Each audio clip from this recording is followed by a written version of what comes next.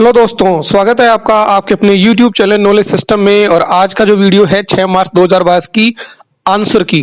तो जल्दी से दोस्तों अपना पेपर निकाल लीजिए और आंसर अपना मिलान करना शुरू कर दीजिए। तो आज जो मेरे हाथ में है पेपर 6 मार्च 2022 का जो पेपर है वो आप देख सकते हैं यहाँ पे। और पहला क्वेश्चन है, एक प्रेजेंटेशन के स्लाइड शो को स्टार्ट करने के लिए कौन सा ऑप्शन काम में आएगा। तो आंसर होगा इसका डी, मतलब F5P होता है। और स्लाइड शो मेनू से आप व्यू करके भी आप ये विकल्प चुन सकते हैं।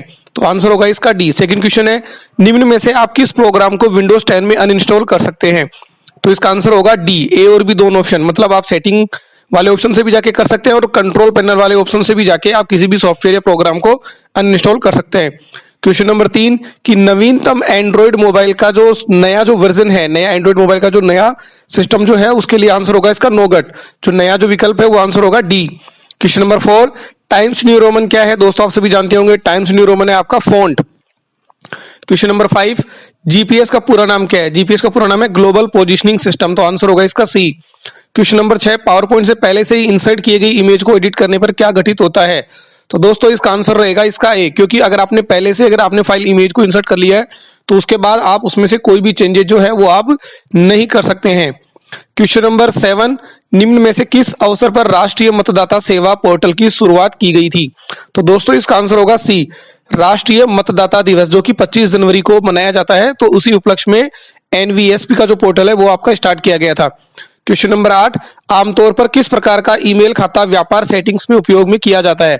तो इसका आंसर होगा माइक्रोसॉफ्ट एक्सचेंज, जो कि ऑनलाइन जो शॉपिंग वगैरह जो होती है उसके लिए माइक्रोसॉफ्ट एक्सचेंज का यूज किया जाता है। क्वेश्चन नंबर 9 कि एक्सेल वर्कबुक जो है उसका किसका कॉम्बिनेशन होता है। तो आंसर होगा इसका डी, क्योंकि वर्कबुक में वर्कशीट भी होती है और चार्ट भी होते हैं, उनके कॉम्बिनेशन से वर्कबुक तैयार होती है। क्वेश्चन नंबर 10, निम्न में से कौन सा एक वैलिड प्रोजेक्टर कनेक्टिविटी विकल्प नहीं है। मतलब जब हम प्रोजेक्टर कनेक्ट करते हैं तो कौन कौन से ऑप्शन आते हैं या कौन सा नहीं आता है। तो दोस्तों कंप्यूटर डुप्लीकेट और एक्सटेंड वाले ऑप्शन आते हैं, लेकिन इन्वर्टेड वाले ऑप्शन आपके नहीं आते हैं। Question number 11, power point presentation किसके लिए उपयोगी है। तो दोस्तों टीचर्स के लिए नोट्स बनाने के लिए भी होता है, स्टूडेंट अपने प्रोजेक्ट प्रेजेंटेशन भी बना सकते हैं और प्लानिंग भी कर सकते हैं। तो आंसर होगा इसका डी। क्वेश्चन नंबर 12, निम्न में से कौन सा मेलिंग शिष्टाचार माना जाता है। तो इसका आंसर होगा डी, क्योंकि अगर आप कैपिटल लेटर में लेते हैं तो सही नहीं माना जाता। हाई प्रायोरिटी और रिप्लाई ऑल ये सही ऑप्शन नहीं माने जाते हैं। आपका जो विषय है वो संक्षिप्त और उचित होना जरूरी है, ये आपके लिए एक मेलिंग शिष्टाचार के रूप में आता है। क्वेश्चन नंबर 13, एसएसओ का पूरा नाम है single sign on. Single sign on के जरिए आप राजस्थान की सभी सेवाओं का उपयोग कर सकते हैं। क्वेश्चन नंबर 14 की एक नेम बॉक्स का क्या यूज है। तो दोस्तों जो नेम बॉक्स है वो आपका जो फॉर्मूला बार होती है ऊपर की तरफ जो पट्टी होती है उस पट्टी में साइड में आपके नजर आता है, मतलब कि बाईं तरफ आपके नजर आता है। तो आंसर होगा इसका बी। क्वेश्चन नंबर 15, HDMI में HD का पूरा नाम क्या है। तो दोस्तों इसका नाम आपको पता होगा हाई डेफिनेशन। तो जल्दी से आप अपने आंसर मिलान कर लीजिए और आपके कितने क्वेश्चन सही हैं वो आप मुझे कमेंट करके बताएं और देखें कि आपके कितने आंसर आप सही करके हैं और कितनी परसेंटेज आपकी बनने वाली है। क्वेश्चन नंबर 16, WWW का पूरा नाम क्या है। World wide web. तो आंसर होगा इसका बी। क्वेश्चन नंबर 17, निम्न में से कौन सा ऑपरेटिंग सिस्टम मल्टीटास्किंग का वास्तव में लागू नहीं करता है। तो दोस्तों मल्टीटास्किंग जो है वो आपके MS DOS में नहीं होती, क्योंकि इसमें सिंगल ऑपरेटिंग सिस्टम ही होता है, जबकि विंडोज 10, विंडोज NT और विंडोज XP के अंदर मल्टीपल लोग एक साथ कर सकते हैं और मल्टीपल कार्य भी एक साथ किए जा सकते हैं, लेकिन डोस में ऐसा पॉसिबल नहीं है। क्वेश्चन नंबर 18, निम्न में से कौन सा एक प्रकार का यूजर अकाउंट विंडोज 10 में नहीं है। तो दोस्तों स्टैंडर्ड भी होते हैं और एडमिनिस्ट्रेटर भी होते हैं, लेकिन आंसर हो इसका डी, मतलब उपरोक्त में से कोई भी नहीं। यहाँ पे विंडोज 10 की बात हो रही है तो यहाँ से विंडोज 10 में कोई भी विकल्प इसमें ऑप्शन नहीं होता। तो आंसर होगा इसका डी। क्वेश्चन नंबर 9, EPDS का विस्तृत नाम क्या है। तो इसका पूरा नाम होगा ई पब्लिक डिस्ट्रीब्यूशन सिस्टम। सी, मतलब कि जो राशन का जो डिस्ट्रीब्यूशन जो होता है उससे रिलेटेड है, उसको बोला जाता है EPDS। क्वेश्चन नंबर 20, विंडोज में स्टार्ट बटन का उपयोग किसके लिए किया जाता है। तो आंसर होगा डी, एप्लीकेशन लॉन्च करने के लिए भी होता है, डिवाइस सेटिंग और सिस्टम को बंद करने। तीनों ऑप्शन जो है वो आपके यहाँ पे स्टार्ट ऑप्शन के अंदर आपके सारे ऑप्शन आपके यहाँ पे आते हैं, देख सकते हैं। जैसे कि शटडाउन का ऑप्शन भी यहीं पे है, सेटिंग्स भी अगर आप यहाँ पे देखना चाहें तो कंट्रोल पैनल भी आता है और इनमें से कोई भी एप्लीकेशन भी आप ओपन कर सकते हैं। वैसे ये विंडोज 10 में पूछ रहा है, लेकिन लगभग सभी में यही होता है। क्वेश्चन नंबर 21, विंडोज 10 में एक सॉफ्टवेयर इंस्टॉल नहीं किया जा सकता है। तो दोस्तों इंटरनेट से, विंडोज से और DVD से तो इंस्टॉल कर सकते हैं, लेकिन वर्ड की फाइल से कोई भी सॉफ्टवेयर को इंस्टॉल करना पॉसिबल नहीं है। क्वेश्चन नंबर 22 कि NVSP राष्ट्रीय मतदाता सेवा पोर्टल क्या है? ईपीआईसी का मतलब होता है चुनाव फोटो पहचान पत्र, मतलब आपका जो वोटर आईडी होता है उसको राष्ट्रीय मतदाता पहचान पत्र बोला जाता है। आंसर होगा इसका B. Question number 23, cloud storage platform का उदाहरण क्या है? उपरोक्त आंसर होगा डी, मतलब Google drive, Microsoft one drive और ड्रॉपबॉक्स, तीनों जो आंसर है वो आपके सही हैं, तो आंसर होगा डी। क्वेश्चन नंबर 24, निम्न में से कौन सी कंप्यूटर सिस्टम की एक सीमा है?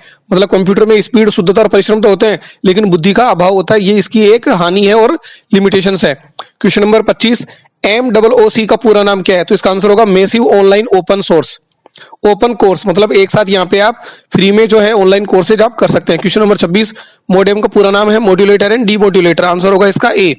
क्वेश्चन नंबर 27, नागरिक ऑनलाइन माध्यम से रोजगार के लिए कैसे पंजीकरण किया जा सकता है?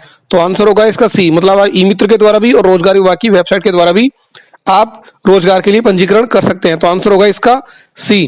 Question number 28, page orientation option किस ऑप्शन में उपलब्ध है? तो आंसर होगा इसका A, page layout. Question number 29, निम्न में से कौन सा फीचर सिलेक्टेड एरिया के फॉर्मेटिंग ऑप्शन को हटाता है? तो आंसर होगा इसका ए, क्लियर फॉर्मेटिंग। तो दोस्तों आप अपने पेपर जो है मिलान कीजिए और अगर आप घर बैठे अपना अगर RSCET में प्रवेश लेना चाहते हैं तो आप मुझे स्क्रीन पर दिए नंबर पर आप मुझे कॉन्टेक्ट कर सकते हैं, आपका घर बैठे RSCET में एडमिशन कर दिया जाएगा। मैं योगेश कुमार गुप्ता नॉलेज सिस्टम से आज आपको 6 मार्च 2022 का पेपर सोल्व करवा रहा हूं। तो question number 30, UPI unified payment interface में पुश ऑप्शन का क्या यूज है? तो यहाँ पे होता है पैसा भेजने के लिए इसका उपयोग किया जाता है, पैसा भेजने के लिए, आंसर होगा इसका ए। क्वेश्चन नंबर 31, हॉटस्पॉट के लिए किस कनेक्टिविटी की आवश्यकता होती है? तो आंसर होगा डी, मतलब वाईफाई, ब्लूटूथ या इंटरनेट तीनों के माध्यम से आप नेट कनेक्टिविटी कर सकते हैं, आंसर होगा इसका डी। वैसे अधिकतम जो यूज है वो वाईफाई का किया जाता है। एक ऑप्टिकल इनपुट डिवाइस जो कागज पर पेंसिल द्वारा लिखी गई जानकारी को स्कैन और पढ़ता है, तो इसका आंसर होगा OMR शीट। जो OMR शीट पे आप जो ब्लैक गोले काले करते हो, जो आप अभी OMR शीट में करके आए हो, तो उसको OMR शीट द्वारा पढ़ा जाता है, मतलब कि पेंसिल द्वारा पढ़ा जाता है। ऑप्टिकल स्कैनर भी दोस्तों कईयों को लग रहा होगा लेकिन ये आंसर सही नहीं है क्योंकि वो टेक्स्ट को पढ़ता है, ठीक है, जो प्रिंटेड जो स्पेशल टेक्स्ट होता है उनको पढ़ता है, तो सही आंसर होगा इसका OMR। क्वेश्चन नंबर 33, TDS का पूरा नाम है टैक्स डिडक्शन एट सोर्स, मतलब स्रोत पर कर कटौती, जो भी प्रोडक्ट खरीदते हैं उसके ऊपर जो टैक्स लगता है उसको बोला जाता है, आंसर होगा इसका C. Question number 34, micro blogging जो साइट है वो है आपका ट्विटर। जो ट्विटर है इसके अंदर आप 140 शब्द होते हैं, 160 शब्दों में आप अपनी जो बात है वो कह सकते हैं, इसलिए इसको ट्विटर कहा जाता है, 140 शब्दों में Twitter, micro blogging. Question number 35, निम्न में से कौन सा operating system graphical user interface का उदाहरण नहीं है? तो दोस्तों विंडोज 8.1, मैक ओएस और लिनक्स तीनों आपके ग्राफिकल यूजर इंटरफेस होता है, लेकिन जो यूनिक्स है वो आपका ग्राफिकल यूजर इंटरफेस नहीं होता, ये केवल कैरेक्टर यूजर इंटरफेस है। तो दोस्तों आपने अपना पेपर मिलान कर लिया होगा, तो कमेंट करके बताएं कि आपके कितने क्वेश्चन सही हैं और आज का वीडियो कैसा लगा उसके बारे में कमेंट करें। चैनल को सब्सक्राइब करना ना भूलें और आप घर बैठे अगर RSCET में प्रवेश लेना चाहते हैं तो आप स्क्रीन पर दिए नंबर पर कॉन्टेक्ट कर सकते हैं। ओके दोस्तों, थैंक यू।